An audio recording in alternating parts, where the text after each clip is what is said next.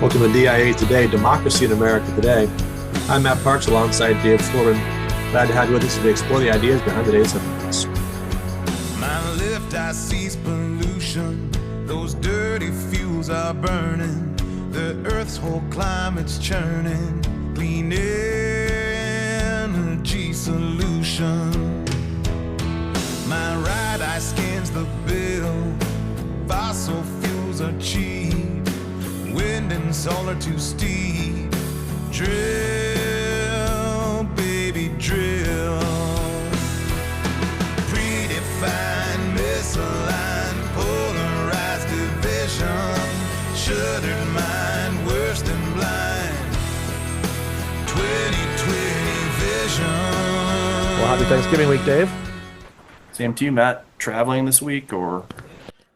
Yeah, we are. We're heading to my parents' traditional trip. Leaving tomorrow. In fact, we're recording on Monday, so a little bit of a scramble this evening and tomorrow morning, but looking forward to it. Always a great time with them, family and friends. So Even post-election, you think everything will be fine? I think we're going to do okay. Yep. How about yourself? I have to admit, got people of different political persuasions at the same table.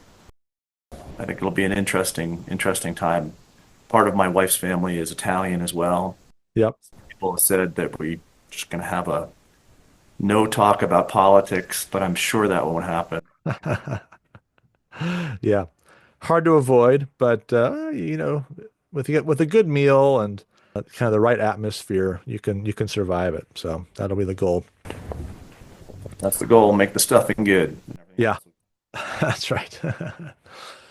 Well, last episode, we sort of previewed where we wanted to go for the next series of episodes as we lead into Inauguration Day. And you brought up the idea of talking through some of our old mentor and teacher, Dr. Codevilla's works. And really, it's so much that he had to share in his works on statecraft, on intelligence, on the fundamentals of executive authority, really. And in that sense, so many things that would be very useful for President Trump and those around him to be taken in. So we don't know exactly the reach of the podcast. We know there are tens of people who download it each week. But how many of those are actually in the White House or in the Trump family? We don't have good numbers on that. But, we hope that one way or another, that some of these insights mediated through our discussion might get to him. Certainly, Dr. Codevilla, would have been encouraged, I think, by the election results and, optimistic about things that could be done if they were done well. And I think that's, he was very eager to ensure that a second Trump administration wouldn't be a missed opportunity, which I think he thought the first administration was in large measure. So, Dave, we're going to talk through a little bit about the cabinet and some of the challenges these new cabinet officials will face as they get into their positions, whether the entrenched bureaucracy or some of the habits of the ruling class that have come to define American statecraft over the last decades, and then talk more specifically about intelligence gathering and how that relates to statecraft. So this is an area where you've done a lot of work and studied well yourself. And so looking forward to the conversation. Great, but for shame on suggesting that somehow we didn't shape the election results. I think that first show back definitely moved the needle. Yeah, well, you're right. We shouldn't be overly modest here. And when we think about those 7 swing states, no doubt our reach there. Plus, we also have at least one listener in Turkey, I've noticed. So that could have some impact on the international scene over the course of time. Well, let's talk about what this now, I think, completed cabinet, at least in terms of initial appointments or nominations, what they're going to face as they enter into the executive branch positions that they've been selected to fill. And obviously, we'll see what happens in terms of hearings and that sort of thing. We're not going to get into that side of it in our discussion today. But what kind of a context will they enter into, Dave? And what are the challenges that they're going to face as they try to hit the ground running day one? Well, like everything these days, the first thing you do before you get into office is you have a poll and you see how everyone's doing. And it seems to me that there's been broad approval of President Trump's handling of his presidential transition. He seems to have a rather diverse cabinet of individuals held together primarily by their excitement and love for him, but different people from different backgrounds. And that seems to have been well received by the American people to date. The question is when he begins office and he gets back to Washington, D.C., whether his promises to reform Washington, D.C. are problematic or are able to go forward because of what he learned during his first 4 years. And I think one of the things that has us think about is the difference between how things operate in Washington, D.C. and how they operate around the rest of the United States. There's certainly similarities there.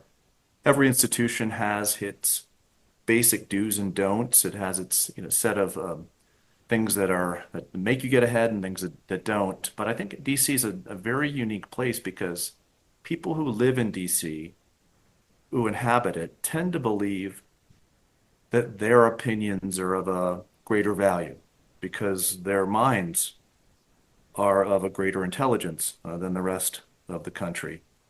And it's a hard thing to break through if you're an outsider. So the question for, I think, President Trump and his appointees is he going to be able to break through this sensibility that exists, I think, in all halls of power, but in Washington, D.C., and has a long history.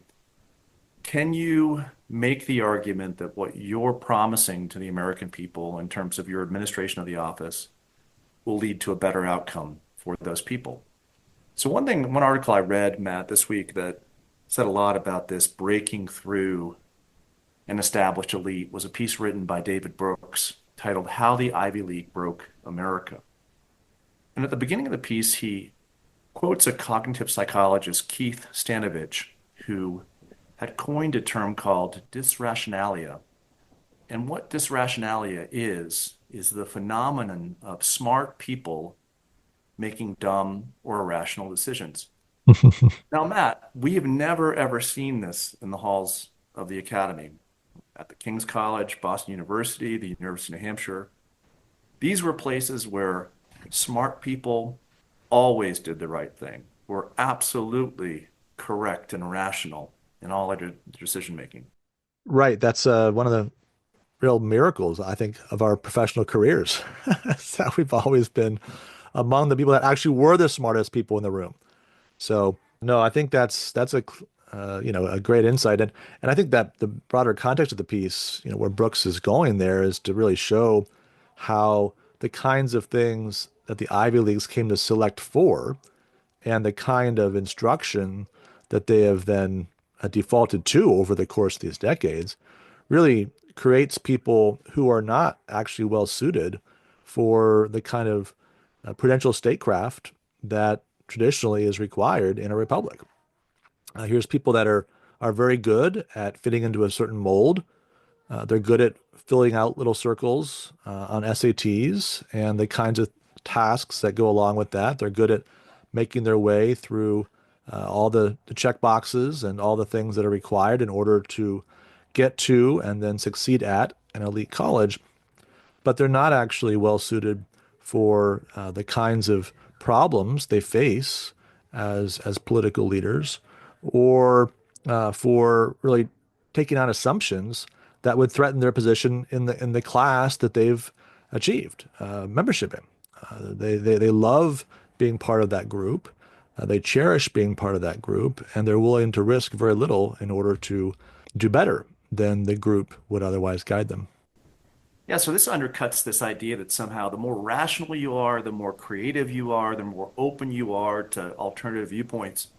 And what Stanovich says is that the exact opposite seems to be true, that just because you're smart doesn't mean that you're open to alternative viewpoints. And in fact, it may be the case that you're just better at convincing yourself, this is Stanovich's words through David Brooks, you're able to convince yourself that your own false views are true.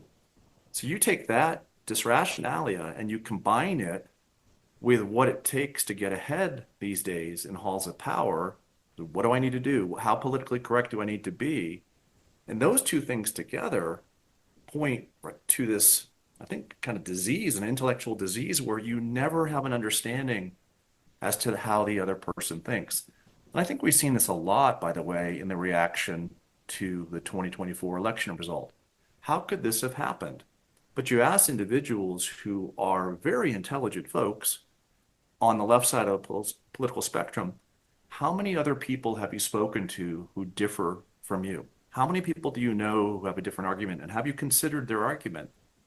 And you're pressed to find someone who's even willing to listen to an alternative viewpoint on the other side when it comes to how do we handle welfare? How do we handle foreign policy? How do we handle government efficiency? These are things where you just immediately judge someone to be wrong because they're not part of your subset of human beings and they don't have the IQ that you have and your friends have living in your place. Do you get that sense as well, Matt, where you live?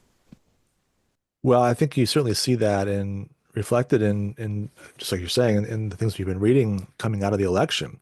One of the stats that jumped out at me in the David Brooks article was that 67% of Ivy League students would call themselves either progressive or very progressive, and probably the other 33% pretend they are. Right? So that's the culture, right? That's the you're not going to be challenged on progressive assumptions. There's always a few individuals who kind of enjoy stirring things up, and maybe there's a 5% or a 10% that are willing to do that even on an Ivy League campus. But the prevailing culture and all the norms and all the pressures are in that direction. And so, yeah, I mean, it's you have one or two options. Either you say, well, I can't believe this because I don't know anybody, right? The old line, I don't know anybody who voted for Trump, so how could he possibly have won? Or you say, well, okay, yeah, I guess they did vote for him, but they can't possibly be intelligent people. They can't be moral people because everybody I know is smart and they're good and they all voted the other way. Right? So even if you're able to believe in some sense that there are that many Americans who would support President Trump, you immediately discount both their intelligence and their morality because there's no smart and good person could possibly support him. Well, one of the interesting things about our mentor, Angelo Codevilla, is that he would very much act the opposite way. So he was very much a fan of people like Rush Limbaugh. And in fact, he'd send his essays there, and Limbaugh would publicize what Codevilla had to say about ruling elite, et cetera. And there were many great interviews between the two of them. And I remember one interview, Limbaugh saying, one of the central premises of my life is to realize that much of life is like high school. Everyone wants to be in the in crowd. So one of the things he loved about Codevilla was that Codevilla actually took pleasure in being in the out crowd and in making arguments in which he took on alternative viewpoints, et cetera. And the reason why I think Codevilla did that is it goes back to his background as an Italian immigrant to the United States, learning the language, learning about life, et cetera, in New Jersey in the 1950s and 60s. But when he got out of Vietnam after serving there with a PhD in political philosophy, he couldn't get a job. So first thing he said is that I'm going to take the Foreign Service examination because the U.S. Foreign Service is a meritocracy. He ends up taking that exam in 1975, and he scores first among all people taking the exam that year, and it allowed him to have an avenue to move forward in his life and his career. How many institutions operate like that anymore? Whether it's the military, whether it's the academy, all of these places where supposed smart people ought to lead and be statesmen or good generals, et cetera, many of those positions are not achieved by the taking of an exam or the showing oneself discerning in a certain area, but your ability to get along, to go along, to be in the crowd, to be like it was in high school, to be in the cool kid crowd. Or if there is an exam, it's one that you can prep for, that you can pay good advisors to help you do well at, and doesn't actually correlate that well with the thing it's supposed to measure, right? So you end up in a situation, unlike the Foreign Service exam, where you've got to have the goods, and if you have the goods, you're ready to serve. You have people that are good at ACTs or SATs or AP exams or whatever, and there's something there that's measured, But what it is not anything that's all that valuable when it comes to, again, the kind of statecraft we're talking about and your willingness and ability to see things beyond the narrow confines of your ideological peers. Which brings us to one of Dr. Codevilla's greatest critiques of the first Trump administration. Trump likewise looked at the stripes on someone's shoulders, looked at where they had been, looked at their SAT score, the fact that they were in the in crowd, and he deferred to that crew during his first administration. So Codevilla was hoping that if he were ever to be elected again, he would stop, and these are in Codevilla's words, stop barking all the time against these people and actually bite them where it counts. Stop barking and start biting. And that begins with saying, who the heck do you think you are? What have you done? Why do you think that you know so much? Why do you think that you should be in a position where you undercut a critique? How many wars have you won? How well have you done at your job, et cetera? These questions that people rarely raise against those in power, Codevilla wanted others to raise these questions and then use intelligence thereafter to supplant those who are in office because of politics, to use actually intelligence and discernment to do the office the way that it ought to be done. It's a very subversive type of populism, isn't it? Because on the one hand, it sounds like the classic populist cry, who are these people trying to tell us what to do? And, we always go back to Jacksonian democracy and the challenges there, democracy in America, obviously the source of the name for our podcast, and de Tocqueville's observations about how Americans in his day and really in our day don't have a lot of respect for those who claim authority over them. And so there's a negative element of that, right? Where who's Shakespeare? Who's Plato? Who are these jokers, right? Who are trying to tell me what to do or how to frame my way of thinking. So there's a foolish populism that rejects intelligence, that rejects wisdom, that assumes the idea that I come within the shower is just as valuable as something that somebody worked hard to work through, and Platonic wisdom or Aristotelian logic or something of that sort. But there's another kind of populism that Dr. Codevilla specialized in, which challenges those who are only pseudo-elites. It says, okay, no, actually, I do believe in merit. You just don't have it. And so I'm not against people having wisdom in office. In fact, I really want people with wisdom in office. I want that kind of prudence that Aristotle talks about to be the guiding light for an administration. I want reflection and choice to be the watchwords of our congressional actions. But we don't have that. We have people who have credentials. We have people who can score well on certain tests. We have people that have a certain aura around them, but they're not actually elite. They're not wise, as you said. They're not winning wars. They're not accomplishing the actual things that would be necessary for America to flourish. And so you sort of join the populist critique, and yet what you're not really doing is wanting to tear down excellence or merit, but actually achieve real merit. Right? Remember the conversation we've had in the past about the pseudo aristocracy that Jefferson would rail against, and not to replace it with the mob, but with the natural aristocracy, with those who actually do merit excellence and have achieved excellence of a certain sort, an excellence that's useful for the nation and for their neighbor. Yeah, I'd agree completely, Matt. I think that what you're suggesting here, my takeaway anyway, is that yes, there is such a thing as common nonsense. But there's also such a thing as elite nonsense. And what we ought to be after is elite sensibility and common sensibility. So in favor of sensibility rather than nonsense. And it's the way of the common and the way of the elite, which they can go in the direction of nonsense. The elite never admit that, though. And when you ask them to prove it, they want their elite status to be the proof in and of itself. And that doesn't work. So it certainly helps, I think, to explain why the administrative state operates the way that it does. I mean, I looked at an interview this past week by Russ Vought, who has been reappointed to run the OMB. And he was asked in an interview, why wasn't Trump more successful in his first term, kind of draining the swamp, as Trump would phrase it? And Vought said, well, officials simply ignored the president. And one of the things you'd like to see in Trump's next term is the appointment of political officials who align with his directives and who don't sidestep his orders. Now, here we have an interesting issue here, Matt, right? We just asked that we want there to be some sensibility in how the country is administered, how it's governed.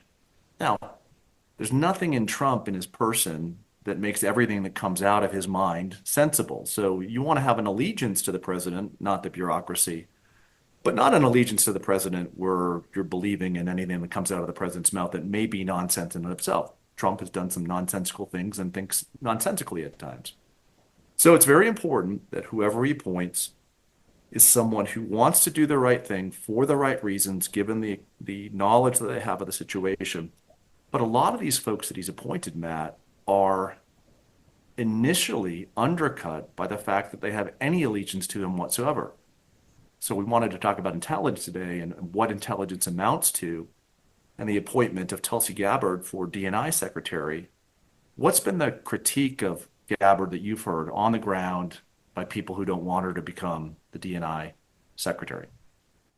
Well, there seems like there's kind of two lines of argument. One is not enough experience, doesn't know the ins and outs of intelligence. And this is, I think, a common critique of a lot of his nominees. Some of them are fairly accomplished in various areas, but not really in the area they've been appointed to oversee, perhaps. And then secondly, some of the things she's said in the past about Putin, about Assad, her willingness perhaps to parrot the propaganda of these regimes. Yeah, so either she's been compromised or she just doesn't understand what intelligence is about. She doesn't have the intelligence to do intelligence. And I found on this, one article, it was really interesting, written by someone, of course, who is, kind of within the intelligence community. And he said the following, he wrote the following: what people don't understand about intelligence is, if it's known, it's not intelligence. Well, I think this is the thing that the intelligence community wants you to respect, right? Remember the letter that came out about the Hunter Biden laptop. This looks like classic Russian disinformation and all these very impressive titles, right? 50 people signed this letter, and so we're supposed to think, well, they know something, right? Even though they didn't claim that, and they were careful. Well, we don't have any real background on this, but we all really know things, right? They sort of dropped the hint.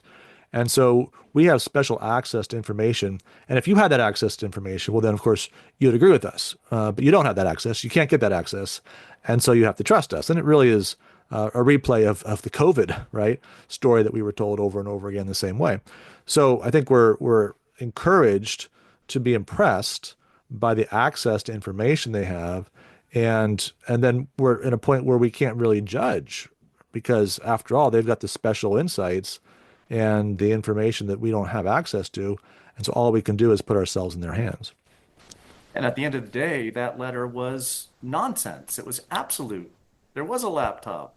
They didn't have any special access to any information that we didn't have. They were just playing a political game in order to defend the president's son in that situation. So this assumption, however, right, that people who are in the intelligence community are obviously more intelligent than anyone who'd come in from outside that community, it almost speaks to this kind of notion that somehow at one point in world history there was Homo neanderthalis, and then there was Homo sapiens, and then intelligence agencies were created within the United States after World War II, and they bore witness to a new type of species called Homo intelligentsia that knows more than any regular human being.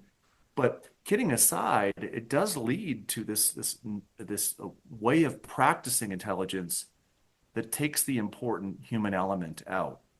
We have to realize that the intelligence community, just like everyone else in this country, they are made up of human beings, right, who have urges, who are vain just like the rest of us, who are selfish like the rest of us, who sometimes can do good things, who sometimes can make good assessments, but they are not some superhuman form that knows better than we do. And I think in some, when you look through our mentors' writings on the subject of intelligence, over and over and over again, he comes back to this point that intelligence is a human thing. Intelligence is one of the political arts. And the only way to practice it well is to go back to the norms of human nature rather than depart from them or believe that you're better than them. And this lesson leads to a great line that he would always employ whenever talking about intelligence that came from Senator Daniel Patrick Moynihan. Intelligence is not to be confused with intelligence. Great, great line that takes into account how we might make good use of what we get in the working of an intelligence community. So let me say a few words about some of his writings on the subject of intelligence.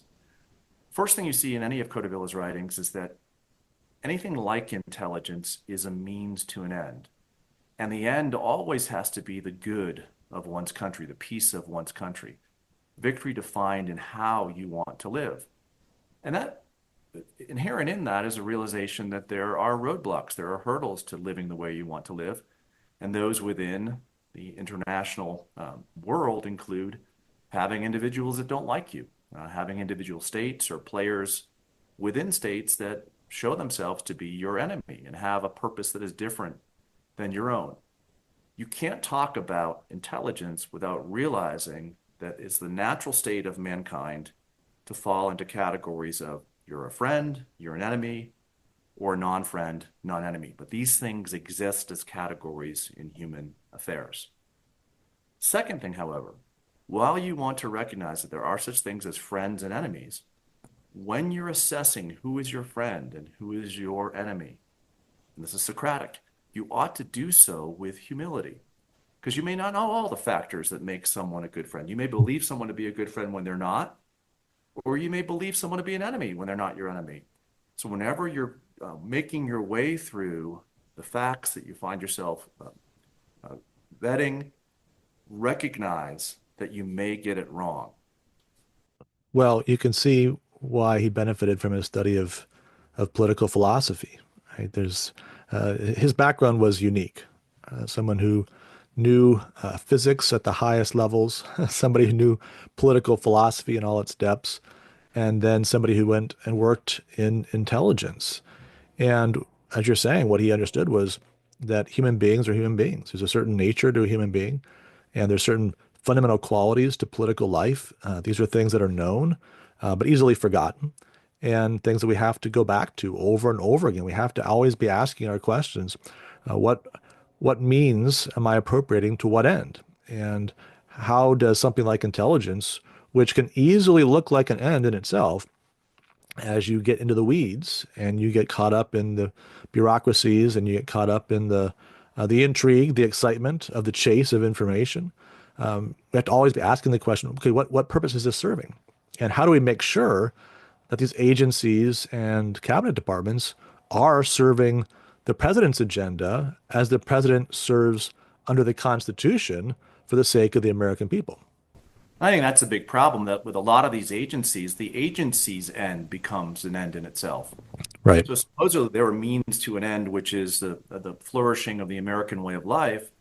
But if what's more important is the flourishing of the American intelligence community or the American diplomatic community or the American free trade community, if those things supplant the United States as the end of the activity of that executive agency, then we're in trouble. I mean, we elected a president to do what? To represent the interests and the well-being and the common good of the American people, not one particular agency within it. And if those agencies aren't listening to the president who's been elected, right, by the populace, then we have a big, big problem there. And I think that shows up in Codevilla's assessment of the intelligence community since its genesis in the mid-1940s until the present day.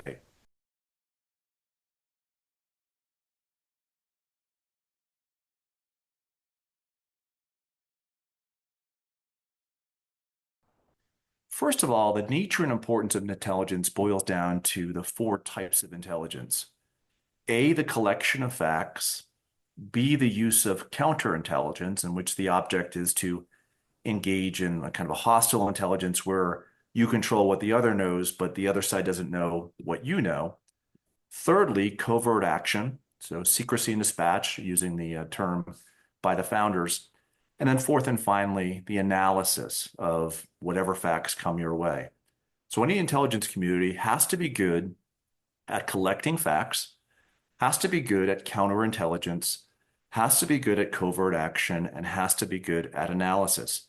But going back to the first thing that I said, has to do each of these four things in a spirit of humility, so you recognize that which you know and that which you don't know. You don't want to believe that you've collected all the right facts, or that all of your counterintelligence is always working, all of your covert action is always working, or that your analysis is always correct. You want to continue to be discerning and recognize that you can make mistakes along the way. The problem, Matt, for the intelligence community, according to Codevilla, is that it has suffered since its inception, by and large, from this same dysrationalia that affects all folks with high intelligence. It tends to be the case where you have a view, you're not willing to accept an alternative view, or you're willing to just simply accept the view of another because they're part of the intelligence community rather than outside of that intelligence community. And this is a very, very dangerous thing, especially when you combine it with this assumption made by many in the United States and in foreign policy circles after World War II, that somehow not only is it the responsibility of the United States to stabilize all world affairs, but that we also have the ability to stabilize world affairs. So you see how those two things work together, Matt? An intelligence community that believes that it can collect all the right facts, do all the right counterintelligence, have all the right covert activities for the end of this grand objective of balancing or making stable world affairs when they are inherently unstable.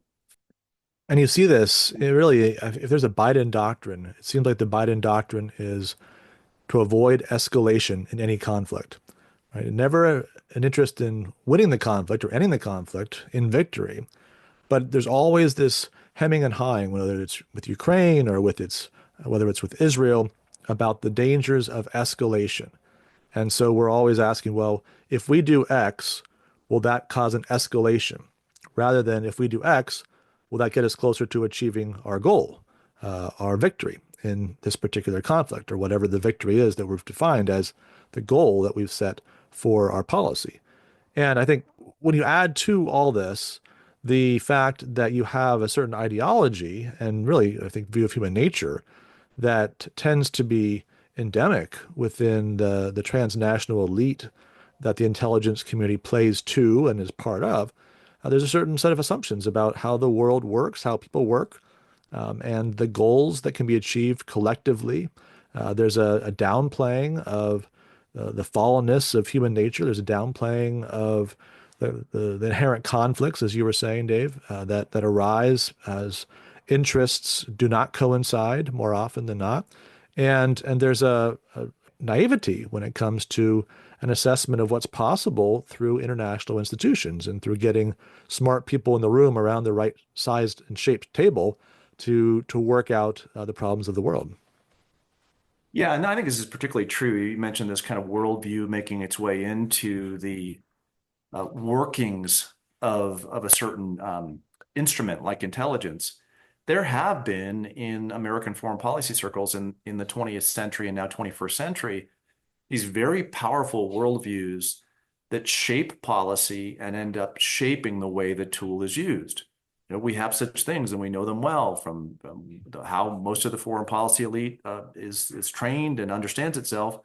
We have this thing out there called neoconservatism. We have this thing out there called realism. We have this thing out there called liberal internationalism or Wilsonianism. Perhaps we'll have Trumpism. We definitely have never Trumpism, but these are worldviews that, because they so permeate the mind of the individual who's the policymaker or the person running intelligence, that they pull that individual away from the essential elements of the art of intelligence, which is, according to Codevilla, what are your country's needs? Yes, your country has diplomacy at its disposal, war at its disposal, finance at its disposal, and intelligence. But unless you know what your country's needs are, what its way of life should be, and what circumstances you're in, and what friends want you to have that, what enemies don't want you to have that, if you don't understand those basics, you haven't set yourself up in alignment with a policy that will lead toward your peace. You've allowed the ideology to get in the way of the reality of what's good or bad for your country. And one of the challenges that's inherent within progressivism is that there is no real understanding of the American good, the American ideal as it's defined by founding documents, as it's defined by the Constitution, Declaration of Independence. There's always an elusive future good that's being sought after, and there's certain kind of vague notions of what that looks like, but never really able to be pinned down. So there's nothing that we can say is a clear understanding of the good for America that's a universal. There's a progressive understanding of things. There's an alternative to that, sometimes conservative, sometimes populist, sometimes maybe a third or fourth thing. But in any case, what we have and what really the contest of our politics is over is what is that good? And so even if we are wise in moving between means and ends, so long as we don't agree on the end and we don't have a common vision of what is good for America, what is the actual good we're trying to achieve, despite the fact that we've said some things about that, right? We have charter documents that lay out that good very particularly and very wisely. Nevertheless, because we, in practical terms, don't agree on that, we find ourselves going back and forth and struggling to define a proper place and orientation toward world events because we don't know the good we're trying to achieve, or we do, but it happens to be different from the next administration's understanding of that good.